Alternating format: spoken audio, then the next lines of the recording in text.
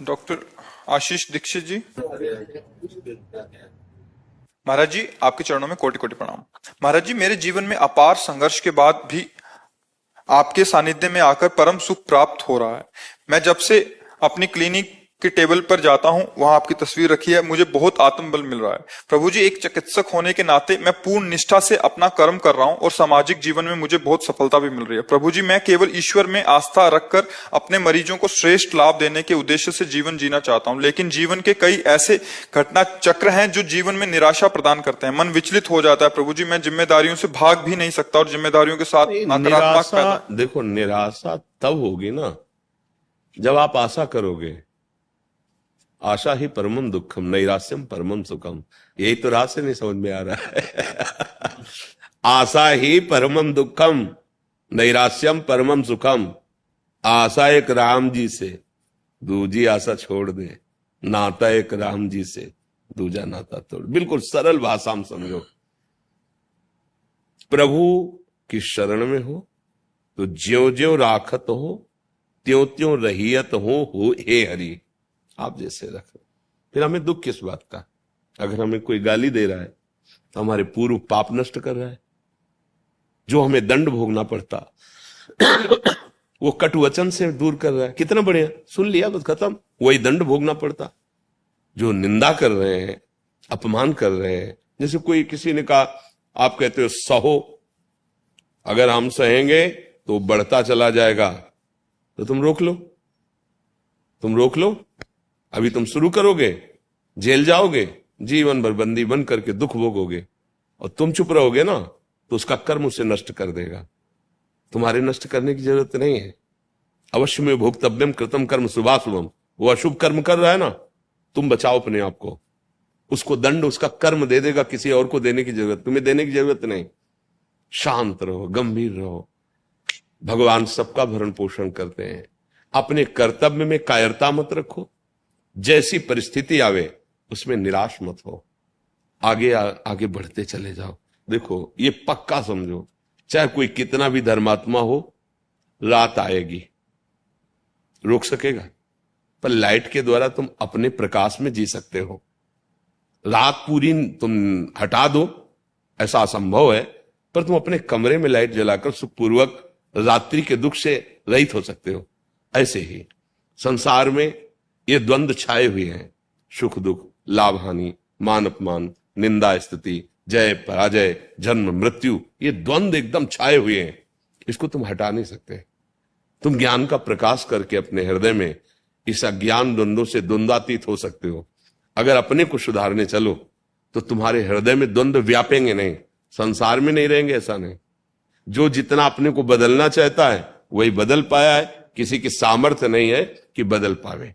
इसलिए निराशा और आशा, इन दोनों से हटो। आप चाहते हो जागतिक उन्नति, प्रभु पता नहीं आपको किस जगह पहुंचाना चाहते हैं। शायद वो अपना अंग सेवी बनाना चाहते हो, जगत में ना फंसाना चाहते हो। आपको क्या पता वो क्या देना चाहते हैं। हम लोगों की हालत यह है जैसे एक गरीब आदमी गांव का किसी चक्रवर्ती सम्राट के समीप जाए और सम्राट प्रसन्न होकर के कहे, मांगो जी क्या चाहिए। उसे जी कहे, एक बैल है, गाय है, भैंस है, 1 साल के लिए चारा दे दीजिए और सब पूरे घर को 1 जोड़ी कपड़ा दे दीजिए और साल भर के लिए भोजन दे दीजिए। वो समझेगा बहुत कुछ मांग लिया, हिम्मत नहीं ना उसकी। अब अगर वो राजा के ऊपर छोड़ दे कि हम क्या मांगे साहब, आप जैसा, वो दे देगा पूरे जीवन के लिए, ले दे देगा। हमारी भूल होती है। एक बार राष्ट्रपति, उदाहरण, एक राष्ट्रपति भारत का, एक बार स्वतंत्रता दिवस था तो तिहाड़ जेल में गए। सब कैदियों को बुलाया, बोले आज के दिन हमारा भारत स्वतंत्र हुआ था, इसलिए आज जो मांगेगा वो हम सब कुछ देंगे। कैदियों से खुले दिल से मांगो। बोले साहब हफ्ते में 2 साबुन दिए जाएं। ठीक है, लिख लो। साहब सर्दियों में जो कंबल दिया तो बहुत हल्का होता है, अच्छा होना चाहिए। अब जिस कोठरी में रहते उसे पुतवा दिया जाए। सब ने सब मांगा। वो एक बड़ा चतुर था, बाद में उठा और गया, बोले साहब जेल से मुक्त कर दीजिए। बोले इसको मुक्त, सब बोले मुझे, बोले नहीं तुमने साबुन मांगा, तुम्हें मुक्त ले। ऐसे ही है, हमारी हालत ऐसी है कि अगर भगवान भी मिल जाए ना तो इसी जेल में संसार दुख खा ले, लड़का दे दो, रुपया दे दो। हाँ ये ये नहीं कहेगा कि मुझे जीवन मुक्त कर दो प्रभु अपनी माया से। बस हमारी हालत यही है। तो हमें चाहिए कि हम आशा प्रभु के ऊपर छोड़ दें। जैसे चाहो आप मेरे स्वामी हो, कर्तव्य में प्रमाद नहीं करूंगा, धर्म विरुद्ध आचरण नहीं करूंगा, और जैसे रखोगे मुस्कुरा के रहूंगा। जहां कोई ऐसी परिस्थिति आती, कोई अपमान, कोई प्रतिकूल, नहीं, मेरे प्रभु का दिया हुआ हर विधान उसको खुशी से सहना, मुस्कुरा के निकलना है, आंसू नहीं, घबराना नहीं। नहीं नहीं, हमने प्रभु से प्यार किया है तो प्यारे का ही साम्राज्य है और उसका हर विधान हमारे लिए सर आंखों पे है। हमको उसका विरोध नहीं करना, उसको सहना है। वो देखना चाहता है इस परिस्थिति में तुम कैसे मुस्कुराओगे, तो हमें सहना है। बिल्कुल ऐसे कमजोर मत बनो कि कोई कुछ कह दे तुम रो दो, थोड़ी सी हानि हो गई तुम रो दो। नहीं, तुम ऐसे मालिक के जो भ्रकुटी विलास सृष्टि लय हुई, इतने में से निमेष कहते हैं, निमेष में अनंत ब्रह्मांडों का सृजन कर देता है। वो जब चाहेगा तो निहाल कर देगा, जैसे वो चाहे हमें वैसे रहना है। अब तो क्या दुख होगा, क्या दुख होगा, मतलब समझ हमारी थोड़ी ठीक हो जाए तो हम निराश क्यों हो कि ऐसी परिस्थिति है। अरे परिस्थिति बदलने में देर लगती है क्या? आज खाने को नहीं, कल भंडारा शुरू हो जाएगा। उसको उसका खेल ऐसा है, ऐसा ही है, ऐसा ही है। ऐसी परिस्थिति थी कि भिक्षा मांगने जाएं तो अब शरीर रूख से ग्रसित, मांगने जा नहीं सकते, कोई पानी देने वाला नहीं, 1 रुपया नहीं, क्योंकि संसार से किसी से मिलना जुलना नहीं था। फल फूले तो सब बात जाने दो। मिश्री है ना वृंदावन की, तो एक ब्रजवासी देते थे 250 ग्राम मिश्री 15 दिन में। तो इतना टुकड़ा अपनी श्री जी को, जो आज फूल बंगला में बैठे भोग लग रहे हैं, इतनी मिश्री का टुकड़ा 24 घंटे में। पर वो आंसुओं से लगता था कि श्री जी मुझ अकिंचन के पास, अब आप इसी से तृप्त हो जाइए, इसी को मान लीजिए 56 भोग है। शाम के फूल मांगते थे बिहारी जी के सामने, जो डलिया लगती हैं, 4, 5, 10 फूल मिल जाते थे, उनकी सैया लगा के श्री जी को, श्री जी सहन करो। आज फूल बंगला बन रहा है। उनकी मौज है, कभी फुटपाथ पे तो कभी महलों पे है, कभी कोई पूछने वाला नहीं था। आज करोड़ों नेत्रों से केवल प्यार ही प्यार मिल रहा है। हम देखते हैं कि लोग प्रायः संतों के पास जाते हैं, मुझे ये दे दो, और हमारे पास आते हैं, तुम्हारी आयु बढ़े, तुम सुखी रहो, तुम स्वस्थ रहो। बोलो उल्टा देखो, देखो ना कौन कर रहा है, ये कौन कह रहा है? ये हमारे प्रभु इन रूपों में आकर, हम यही आश्चर्य मानते हैं। संतों के पास जाते ला, महाराज मेरे कैंसर हो गया, ठीक हो जाए महाराज। ये हमारे यहां ऐसे आते हैं, महाराज आप ठीक हो जाओ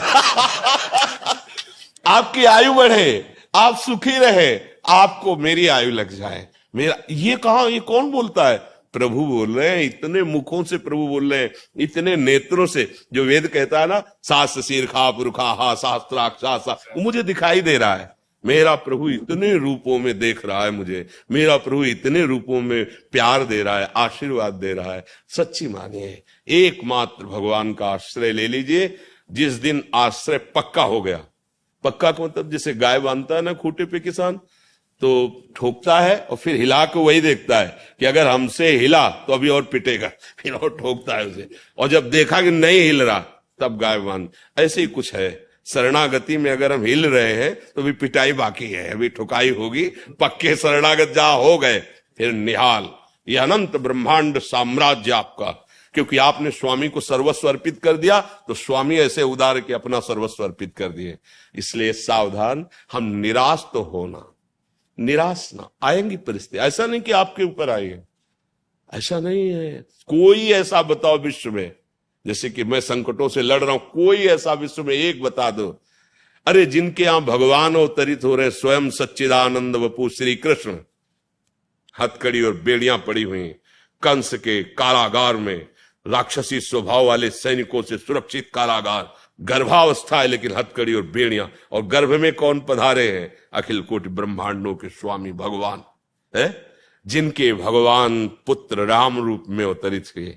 उन माता को वैधव्य, पिता का परलोक गमन, 14 वर्ष अयोध्या वासियों के आंसुओं की झड़ी विराग्नि में जलते रहे। भाई देखो भगवान अवतरित हुए, देखो ना नंगे पैर वनवास प्रभु का, सीता जी का हरण, रावण से, आप देखो ना जीवन, तुम्हारा संघर्ष क्या है? अपने लोग कह देते ना कि भाई हमारा बहुत संघर्ष। आपका क्या संघर्ष में जीवन है? आप घर में तो रह रहे हो, प्रभु को घर में भी रहने नहीं दिया। 14 वर्ष का वनवास सरकार को प्रिया श्री आजू के साथ, जहां फूल न चुभ जाए ऐसे चरणारविंद, वहां कंकड़ और पथरीली भूमियों में, जंगल में जहां काटे, वहां प्रभु विचरण कर रहे। इसलिए धैर्य धारण कर, हम प्रभु के बच्चे हैं, हमें कभी घबराना नहीं और धर्म त्याग नहीं करना। धर्म से चलो, नाम जप करो, आप देख लोगे। हम ये नहीं कहते कि तुम्हारा पति बन जाओगे, हम ये कहते हैं कि तुम ऐसे धनी हो जाओगे कि चाह नहीं रह जाएगी। सबसे बड़ा धनी कौन? जिसकी चाह ही नहीं है। नहीं तो कोई 1 लाख की मांग करता, कोई 1 करोड़ की मांग करता, कोई 1 अरब की मांग करता, तो सबसे बड़ा भिखारी कौन हुआ? 1 अरब वाला हुआ ना। वो कहते हैं 1 रुपया वाला, जो 1 रुपया मांग रहा है ना, बोले बड़े भिखारी है। नहीं नहीं, भिखारी वो तो छोटे हैं, आप बड़े भिखारी हो। आपको 1 अरब चाहिए, वो 1 रुपये में संतोष कर लेगा, तुम्हें 1 अरब में संतोष रहे। धैर्यपूर्वक विवेक के द्वारा समझो, हम प्रभु की कृपा से संतुष्ट हो जाएं, चाह मिट जाए, आनंद हमारे हृदय में उल्लसित हो रहा है। किसी बाहरी वस्तु और क्रिया से जो आनंद प्राप्त होता है वो आनंद नहीं है, वो आनंद कोश से है। और जो आनंद सच्चिदानंद स्रोत से प्रकट होता है वो अबाध होता है, कभी बाधित नहीं होता। ज्ञान मार्ग में है जो आनंद कोश का बात कर दे, वो आनंद सिंधु स्वरूप की तरफ बढ़ता है। अभी तो हम जरा सा कुछ सात्विक भाव आया तो उसका आनंद, कभी विषय आनंद। तो धैर्य पूर्वक चले, निराश न हो।